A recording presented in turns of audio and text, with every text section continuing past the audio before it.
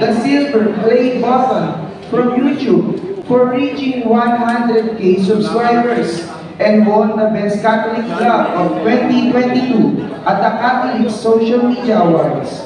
Recently, he was appointed as the Public Relations Officer of the Parish Pastoral Council of the Antipolo Cathedral, showing his commitment to serving his community and living spiritually.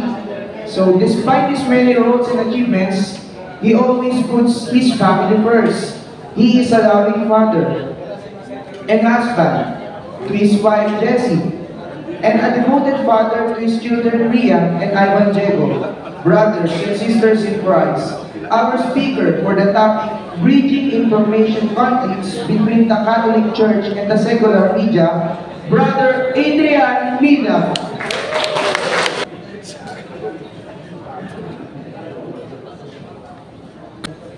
Good afternoon. Palakpakan niyo ng bawat isa sa inyo.